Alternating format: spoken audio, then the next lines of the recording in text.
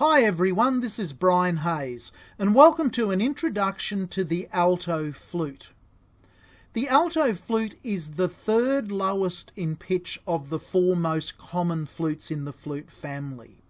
Starting with the highest pitch flute, we have the piccolo flute, which is in the key of C, and it's one full octave above the most common flute in the flute family. That's the concert flute, which is also pitched in C. Then we have the flute that I'm holding here. This is the alto flute, which is pitched in G. And below the alto flute, we have the bass flute, which is pitched in C, but one full octave below the standard concert flute. The alto flute is a large instrument. It's quite a long instrument, considerably longer than the standard concert flute, and also considerably thicker and wider in diameter. You'll notice that, like all of the flutes, the alto flute is a true cylinder. It's not like the saxophones, which are conical in shape. And you can see up here that the head joint and the lip plate and the embouchure hole are correspondingly quite larger than the traditional concert flute, which, if you have played the flute or know someone who does play the flute, is the instrument that they most likely will be playing. Now, the alto flute has been featured strongly in classical music. The great composers, both Stravinsky and Ravel, quite frequently use the alto flute and prominently in their compositions. In jazz, it's rarely used. However, there have been some great jazz players who do specialise on the alto flute. And in commercial music, if we go back to the 1960s worldwide hit by the Mama and the Pappas of California Dreamin, on that classic hit song, the great jazz player Bud Shank played the alto flute as the solo in that worldwide pop hit. So if you're not too sure what the alto flute sounds like, check out California Dreamin by the Mama and the Pappas. Quite a famous recording. The alto flute is a transposing instrument. Out of the four common flutes that we referred to before, the piccolo, concert, alto and bass flute, only the alto flute is a transposing instrument. What that means is that when you play the note C on the alto flute, as I'll do now using the standard flute fingering, so if you already play the flute, you'll recognise that the index finger depressed on the key that I'm showing you there is the normal way that we play third space C on any flute. If I blow that note on the alto flute, have a look at this tuner and just take a note of the pitch that the tuner picks the note up as.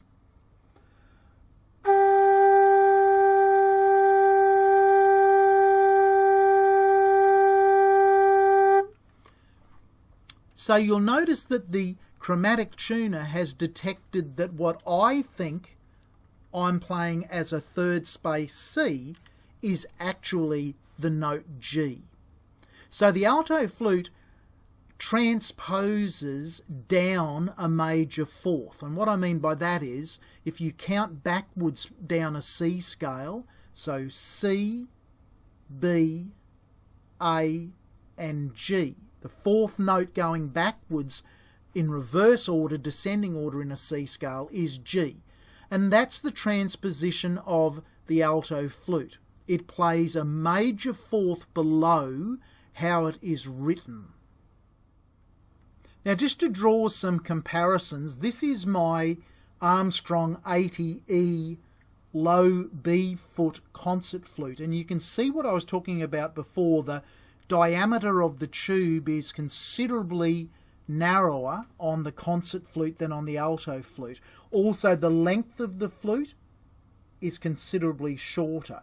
The other feature of the concert flute is that this flute is what they call an open hole flute. So just like the clarinet, if you're familiar with the clarinet, there's a number of keys on the flute here where there's a hole in the centre of the keys that we press down, and the pads of your fingers have to cover those holes, very much like playing the clarinet. Now, because of the size of the alto flute's keys, The alto flute is what is known as a closed hole flute. So you can see here the keys are just way too big for a standard finger to cover if they had holes drilled in the size there of those depressions. So the alto flute is always a closed hole flute. Now, just to give you a practical example of the sound of that transposition, if I, on my concert flute, if I just play a C chromatic scale descending, so the lowest octave, now even though this flute has a low B note on it, this key here, so it's got an extension foot on it, I'll only play down to low C on the concert flute, and then I'll play the same exercise on the alto flute, and it will give you a feeling for the difference in tone and the difference in pitch of the alto flute. So a C chromatic scale on the concert flute descending,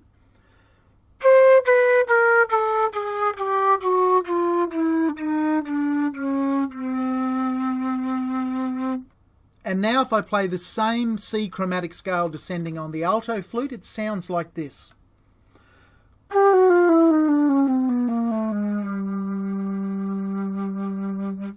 And you can tell the alto flute has a beautiful haunting sound. The famous film composer Henry Mancini was also a flute player. He played the piano and was famous for his arrangements and compositions, including the classic Pink Panther theme.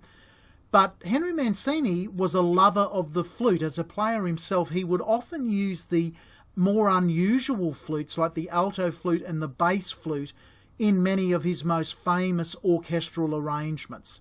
So if you listen to the music of Henry Mancini, don't be surprised that you'll hear the haunting sounds of the alto flute somewhere pretty quickly in those arrangements. Just one final comment on the alto flute.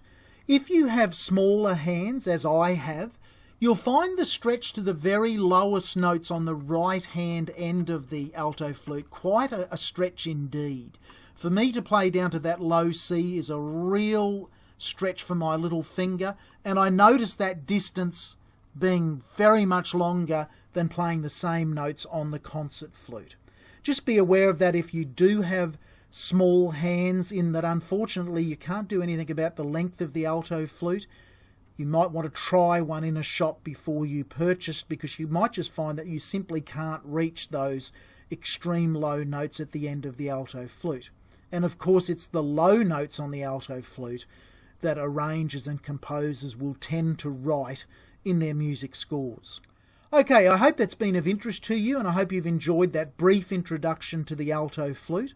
As always, keep in touch via my website. That's www.brianhayes.biz, B-I-Z, Z for Zorro. Subscribe to my YouTube channel so you can keep up to date with all of the videos that I post on the many instruments that I play and teach. And drop me an email if you have any basic questions on the alto flute. I'm going to fade out this tutorial with just a brief arrangement of one of the most beautiful melodies I think of all time, the Irish traditional song Londonderry Air, better known perhaps around the world as Danny Boy. It's just a beautifully simple melody, and it really suits the haunting, rich tones of the alto flute. Bye for now.